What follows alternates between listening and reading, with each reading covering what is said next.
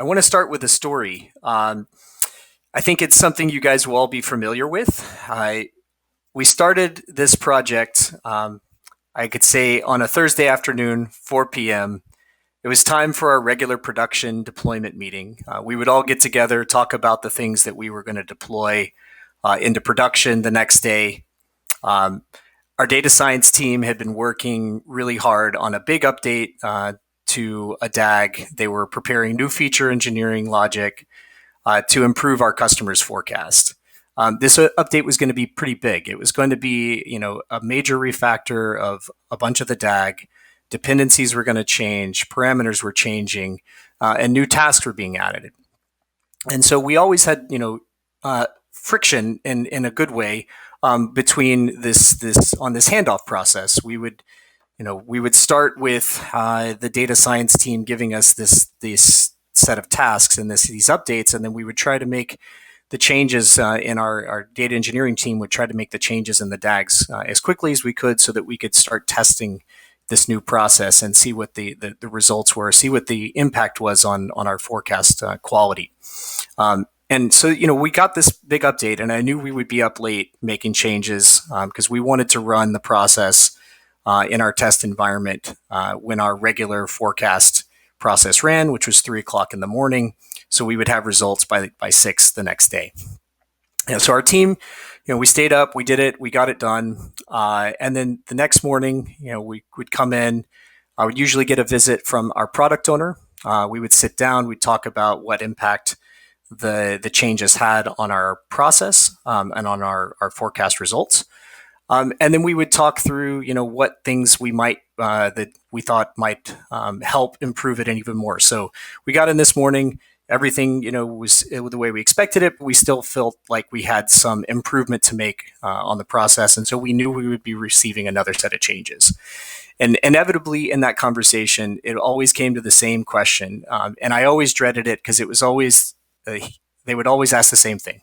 How long is this going to take? And we would always give them our best guess, which was, end of the day, a few hours, maybe a couple of days, depending on the number of changes, because we were always waiting on our data science team to deliver the changes to us, and then it would take us a little bit of time to go through and fix the DAG. And so I got this quote, which was, I think, funny to me. How long does this process take? And I'm sure that this is a question that every product owner at every company asks, right? How do we make this thing work faster? How do we take the friction out of this, out of this process? And so we started talking. I started thinking about this question and really started trying to figure out how do we make this process better, and why does this take so long? And I came up with, a few things. I sort of wrote out the problem statement. Writing DAGs can be time consuming. Checking all the parameters for inclusion and accuracy, creating task dependencies. It's time consuming and error prone, and DAGs can end up being very long, and there's so many places in a file to check.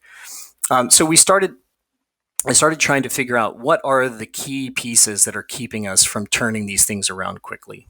And we came up with 3 impediments to writing DAGs quickly: verbosity, fluency, and complexity. And I'll talk about each one of those briefly, and then we'll take a look at the solution we came up with. So number one, verbosity. When you put together a DAG, there's just a lot of detail. There's a ton of information that has to go into a process, especially a complex one. DAG links, we're starting to approach, 4,000 lines. A lot of the DAGs were between 1,000 and 2,000 lines, but many of ours were getting up to, 4,000 or 5,000 line DAGs. And then, we started looking at task relationships. So every time you defined a relationship between tasks, especially if there were multiple dependencies, it would be multiple lines. Given this example right here, right? If these 3 tasks were related to task 4, we would end up being 3 lines. And that made it difficult for the data engineer to go through and find all those things. Of course, there's always a find and replace, but that's, comes with its own challenges and its own risks, right? If you do a find and replace on something, you might not catch everything, or you might replace something that you didn't intend to. So, just this process of updating relationships and making sure that you knew where in the DAG to look for those relationships was a challenge. The second one was complexity. It kind of goes hand in hand with verbosity. There were just so many things to take care of and so many details to manage. You didn't necessarily always know where those things were supposed to go. The number of task parameters can be quite large. Some of them, especially if you start using the parameters that are set by default. So, you might have a task or an operator that has 10 or 15 default parameters. And if you wanted to set those, you're then going to have to add them to the task definition or the operator definition.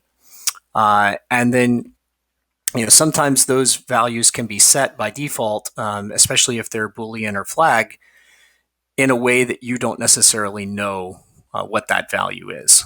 So, you can get it set, but sometimes there's things that are hidden from you just because they are set by default.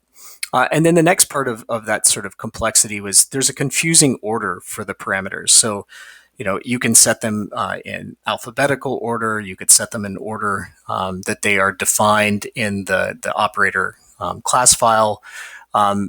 You can end up having them set by just the personal preferences of the data engineer who's writing the DAG. But the point is you would always come to a task that might have been added by one of your teammates, and it's possible that was just written a slightly different way. And then the third one was fluency. So I think this ended up being the major driver for why we decided to try to implement or create a visual editor. Not everyone on our team was Python centric. So many of our data science team were using R, and they were writing tasks and writing the feature engineering logic we were using in R, writing the machine learning logic we were using in R, and we were then scheduling it in Python. So they had this, they understood what the arguments were supposed to be going into their process, but they didn't necessarily understand how to define that in a Python DAG. So it always was a handoff. We always had to take the information and parameters from them and transfer it over to our data engineering team, who would then implement that in Python. And so, just taking a look at language adoption, these are a few statistics I pulled off of Stack Overflow and a couple other places, but there are approximately 8 million developers worldwide use Python out of a total global workforce of 3 billion. That's less than 1%. And then I was saying, we have business power users who are very familiar with a GUI browser and oftentimes some SQL. And I just this is a totally made up statistic just to support my point, but about 1.5 billion people. I'm assuming half the workforce knows how to use a GUI in a browser, probably even more than that. So what we were trying to do is figure out, could we figure out a way to take this system, which was very key to supporting the accuracy of this forecaster product we were trying to deliver to our customers, and empower other people in our company to make changes to that process, either operations teams or account managers or data science team members who understood what changes needed to be made to the process, but didn't necessarily have the Python skills to go in and do that. So we came up with a solution. The solution, I think, ended up taking a couple of parts. It ended up being a layered solution, and we definitely took an iterative approach ourselves. So the three questions we tried to answer when we came up with the solution were, how can we group tasks together? How can we isolate the configuration? And then how can we empower non-technical authors? these stages, this was sort of the stages, the iterative stages that we went through, and I think they sort of loosely correlate to those three questions. The first thing we did was try to organize our process in sub-DAGs. So if there was a set of 4 or 5 steps in a row that were always repeated, those went into sub-DAGs. Any of the parameters that were common between them were buried in that sub-DAG definition. And then that gave us a smaller interface for that group of tasks. Maybe there was only 3 or 4 parameters that need to be set, as opposed to 10 or 15 for each task. The second one was then dynamic DAGs. So we started looking at, could we take more of our configuration and park it into a declarative language file like JSON or YAML.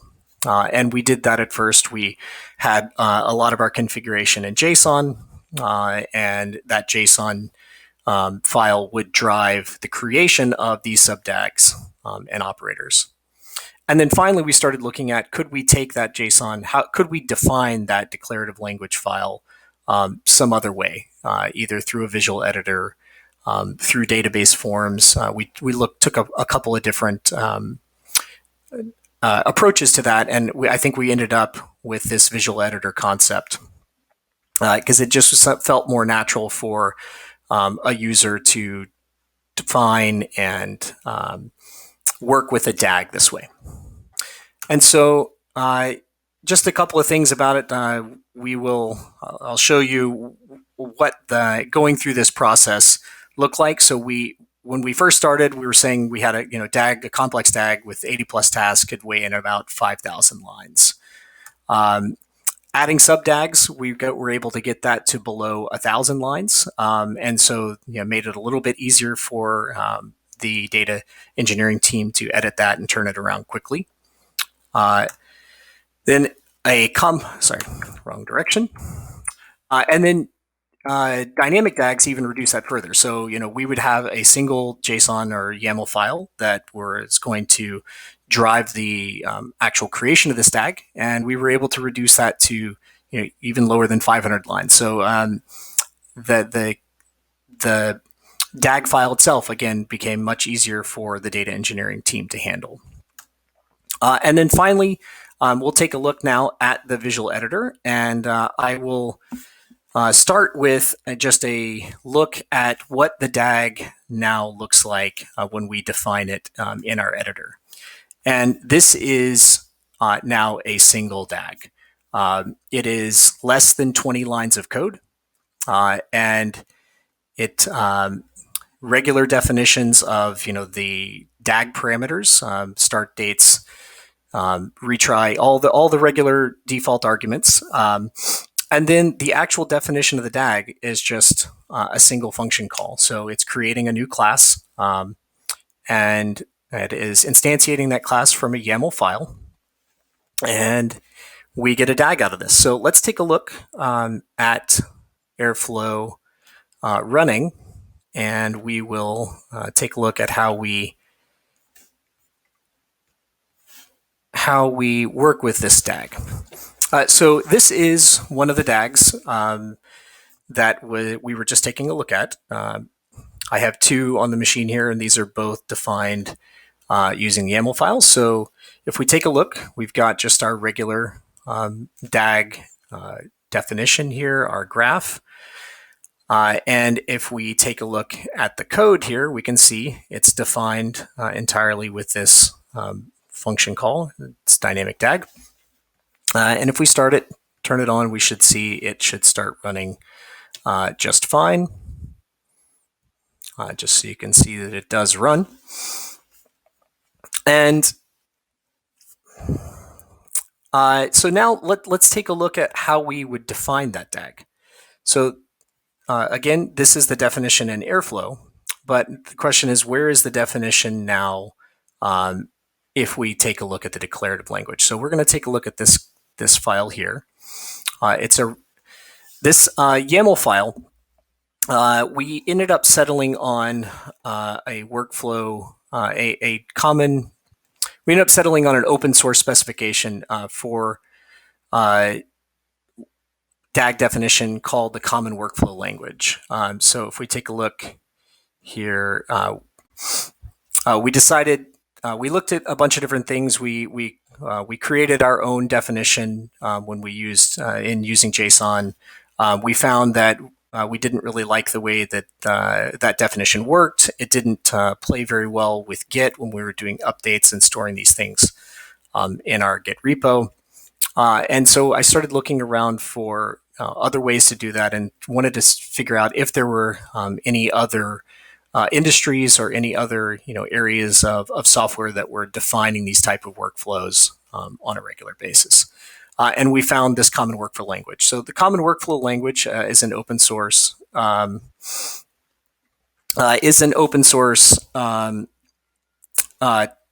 tool and definition that describes workflows for bioinformatics processing.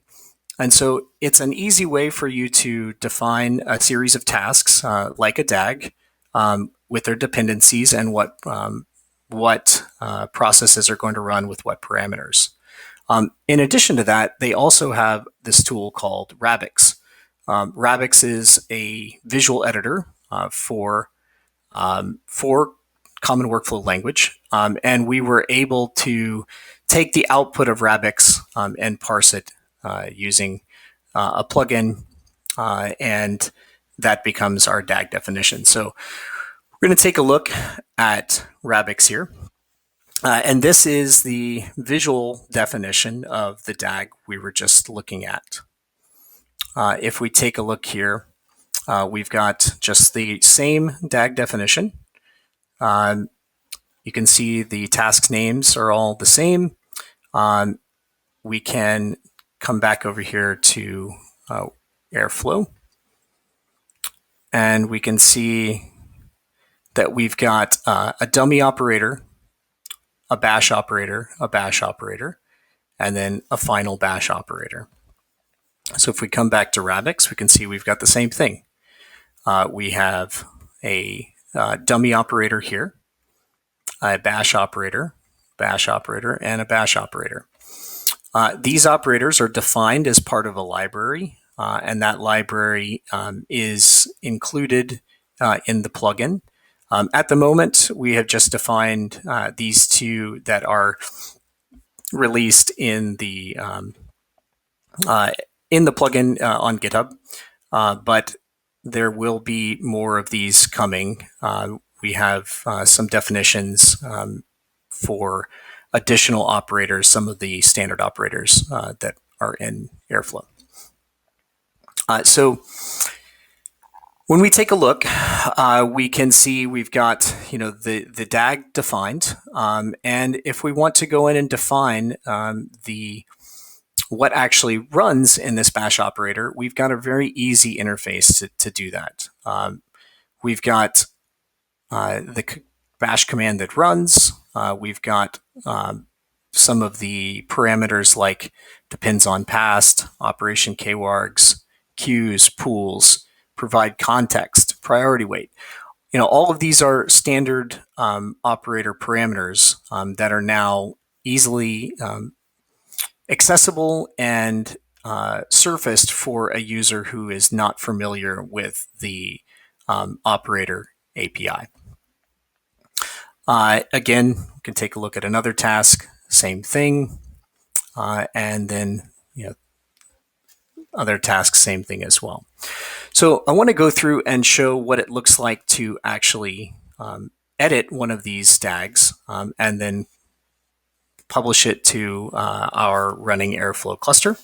So if we wanted to create a new DAG, we've got our DAG definition here. And let's say we wanted to add a bash operator to this guy. So we would just drag and drop here the bash operator. We double click on this.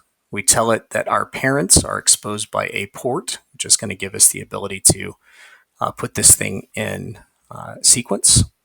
We can add a connection, add another connection here.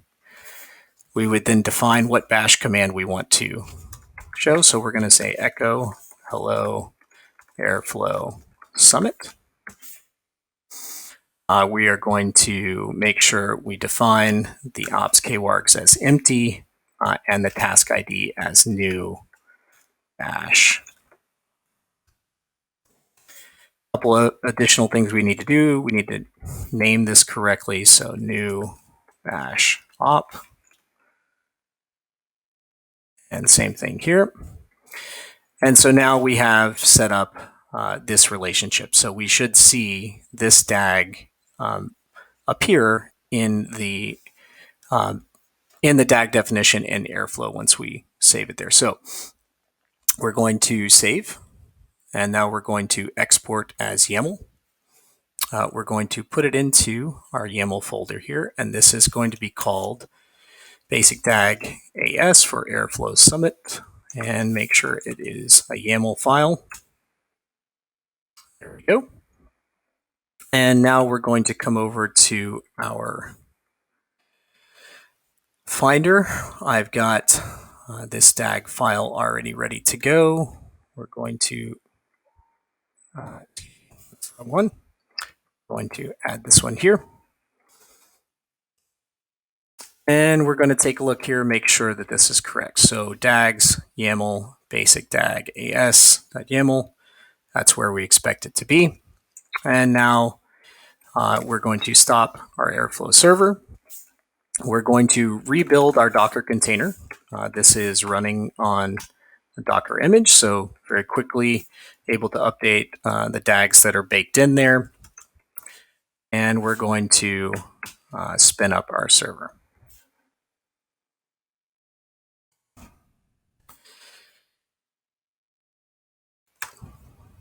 Going to restart server here.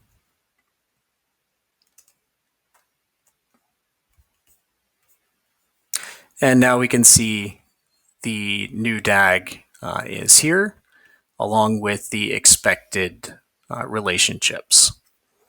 And so we can do the same thing. We can turn on the DAG, let it run. Give it just a moment or two, and we should see, we'll take a look at the logs. Yep, there we go. All right, we're going to turn that off. We'll take a look at the log here.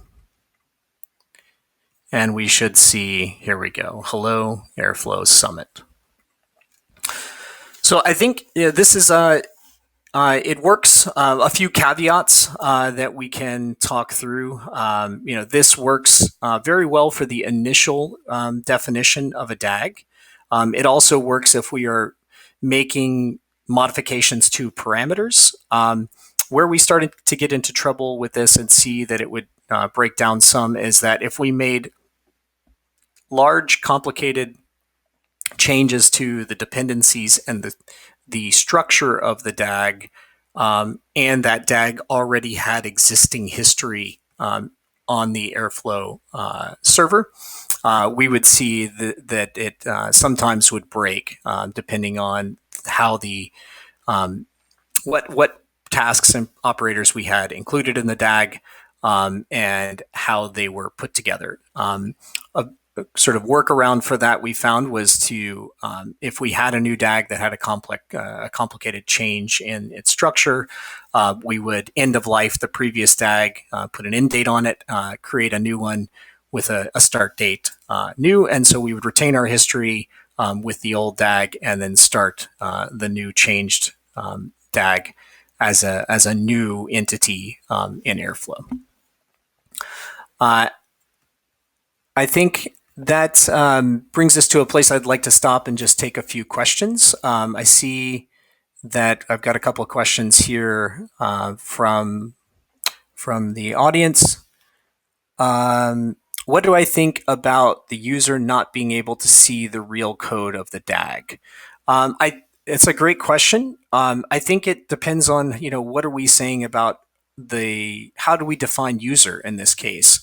I think what we found is that there were a number of users of our system, not just the traditional data engineering user, but we ended up having users who were taking a look at whether or not the process actually ran the night before. That would be sort of an account manager user. They would log in just to see what happened overnight. Is there anything I need to be prepared for when I'm coming in to talk to my customer? was everything successful? Did we have any errors?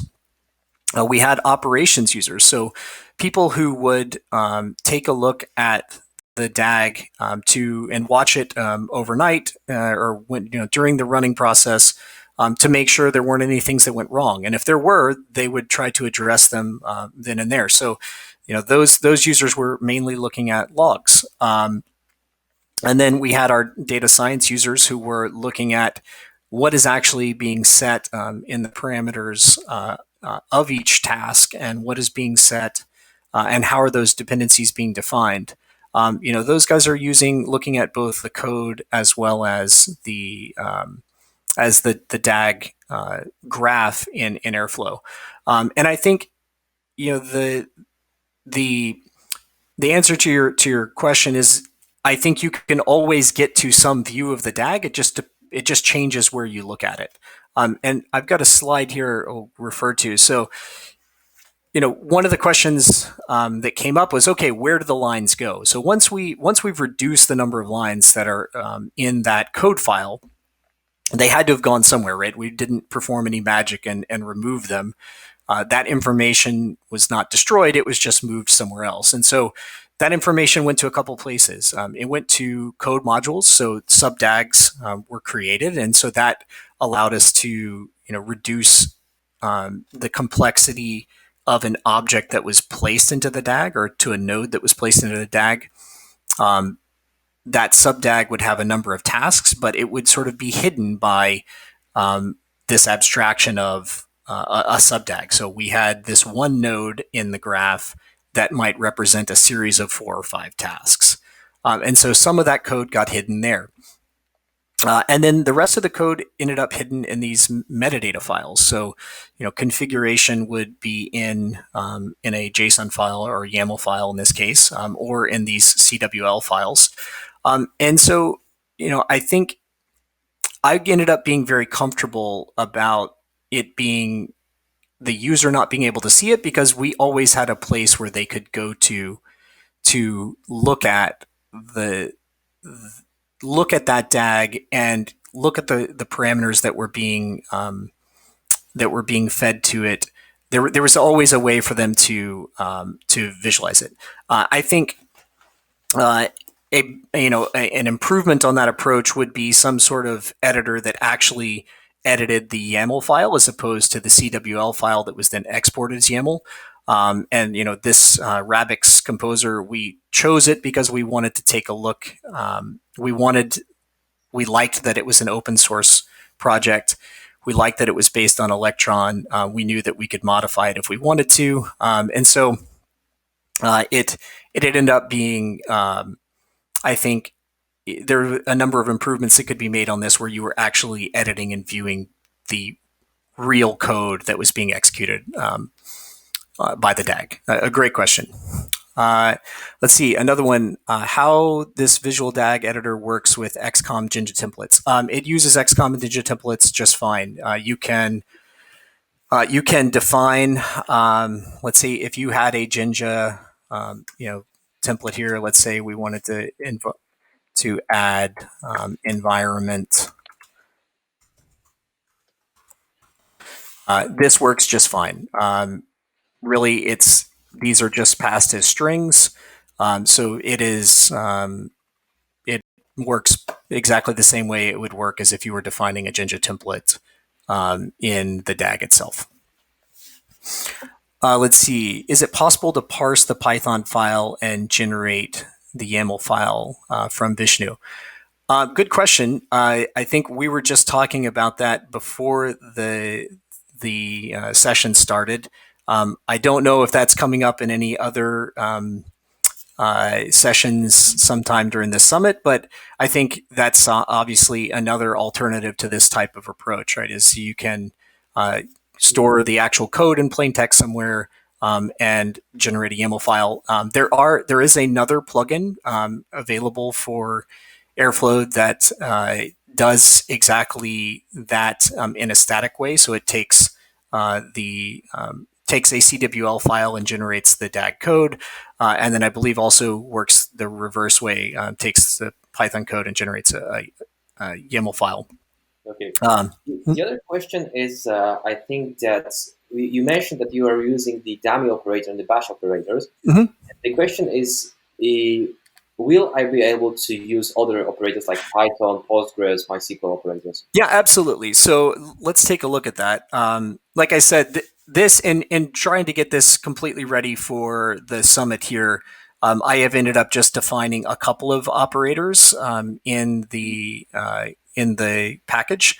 But we do have some other ones ready to go. Those could be pushed out pretty quickly in an update. But when you go to define a new operator, it ends up being just a definition here in Rabix. So we can see in the bash operator, I just tell it the parameters I'd like to define.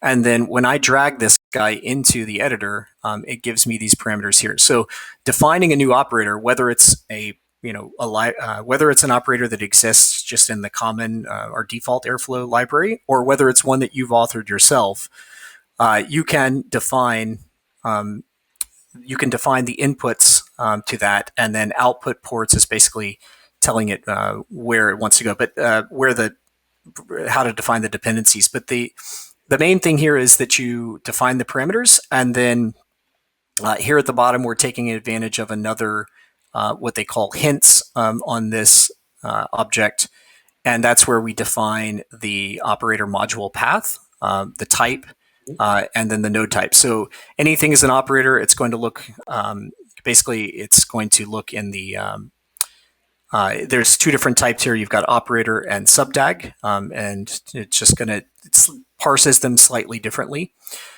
This is basically the name of the operator that exists in this operator module path. So we're providing the path to the module here, and then the class to pull here. And then the parser takes this information and does a dynamic load import of that module when it's defining the DAG. Okay, so in other words, every operator should be compatible with the with this editor. Absolutely, yeah. Okay. As long as you can, define it, and as long as you take the time to, write your input ports and provide it a path. We did not. We were using it with several of our custom defined sub-DAGs as well. Okay. The next question was, how do you ensure data quality with the visual DAG editor? For dynamic DAGs, no engineers could have errors in their YAM configs of their data may be malformed. Yeah, also a great question. So I think the first part of your question here about there being errors in the YAML config is somewhat taken care of by the fact that it's a visual editor. So as long as this thing produces a valid CWL file, the file should parse.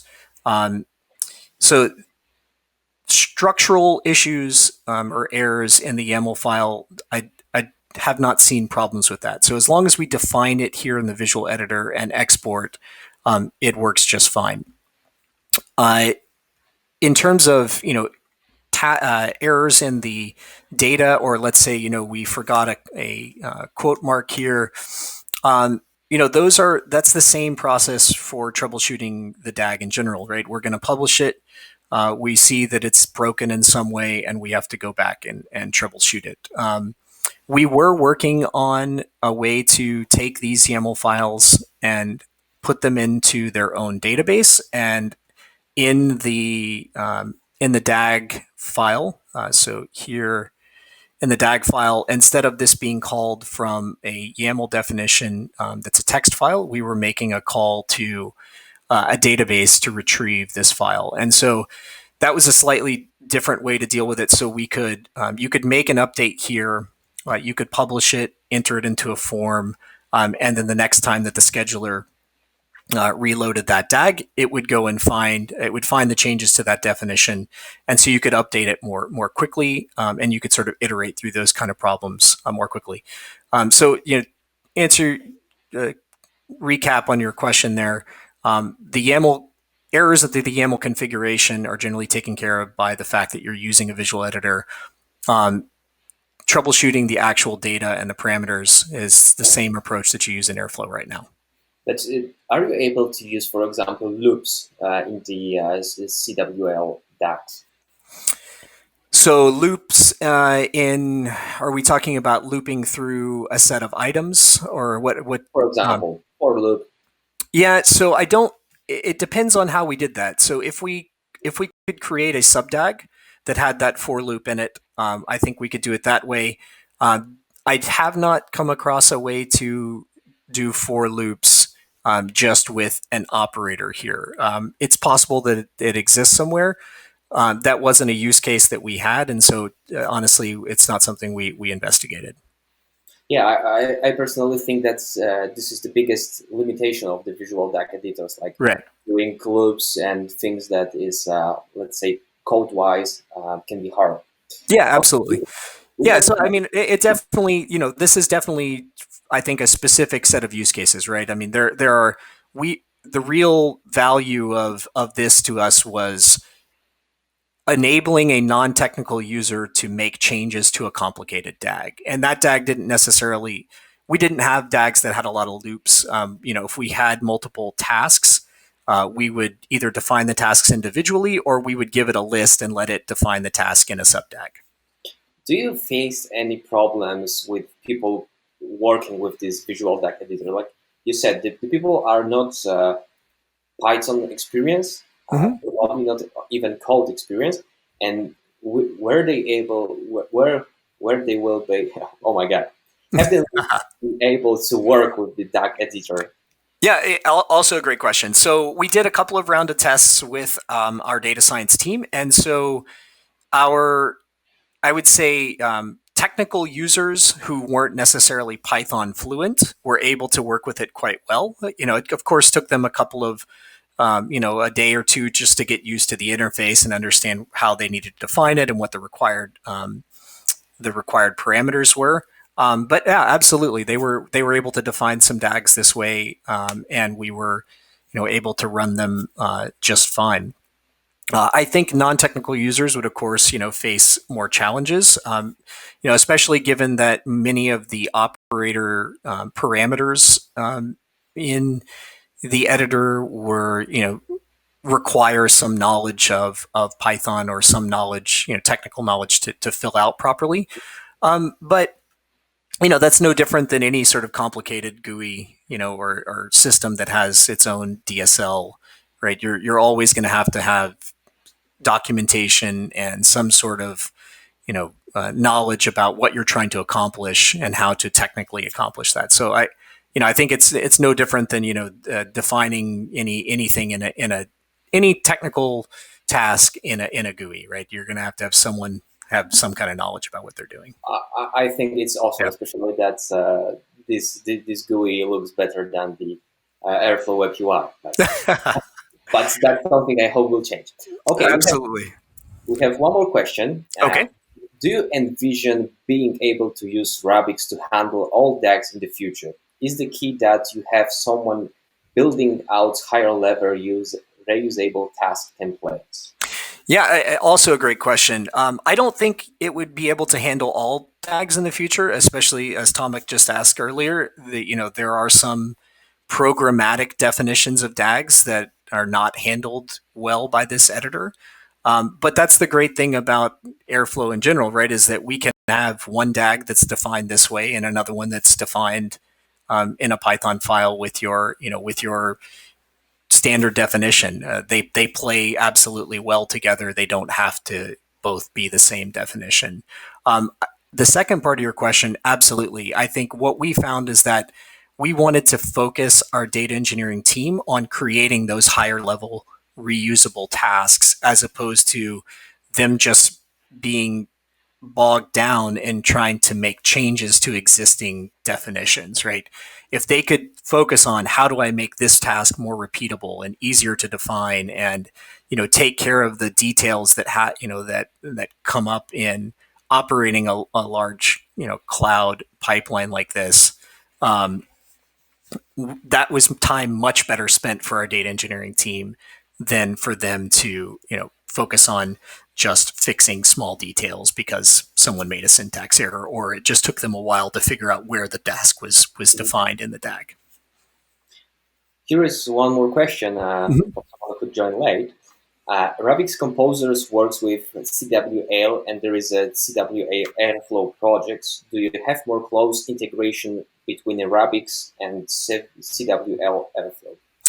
So we were talking about that just a little bit earlier.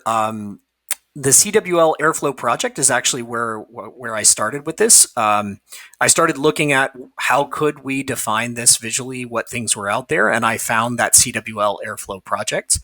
I wanted something that was a little bit different in that I didn't.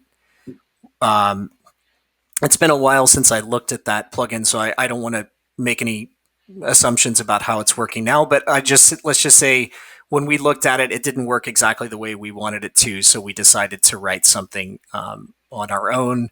I think there might be some overlap in functionality, and there's probably some integration that could happen. I just am not familiar enough with the project, and we looked at it. It became part of our inspiration, and so I would love to take a look at it again and see how it works. Just haven't had time to do that. Is your code publicly available? Yeah, exactly. The code is now publicly available. It just published this morning. It is a pip installable package on PyPy called Chartis, CHARTIS. It is also available on GitHub. So it's GitHub/Treyhas/Chartis, and I will put up those here. So you can take a look on my GitHub, and that is available. And then we will also, like I said, be publishing some additional CWL definitions of operators in the near future. Also, if anyone wants to make any contributions of CWL operators or any contributions to the project in general, I'd welcome that and love to hear any feedback on it. Great to hear that. I think that many people will be interested in the project because I know that the topic of common workflow language was already discussed a few times in the Airflow itself and around the other scheduling tools. So I think it's quite interesting. Absolutely. Well, thank you very much. I appreciate the time to talk to everyone today, and hope you guys are interested in the project. And we'd love to see, hear about any interest or any directions anyone would like to see us take, or if there's operators you want us to focus on or add first, please let us know. Okay, thank you to Traey. If you have more questions to the Traey about his work, please ask them at the Slack channel of Airflow. Hashtag Airflow Summit attendees, and check the swag bag of the Airflow Summit. And if you are interested in the recordings of previous session, I think you can find somewhere here is a drop list where you can watch them.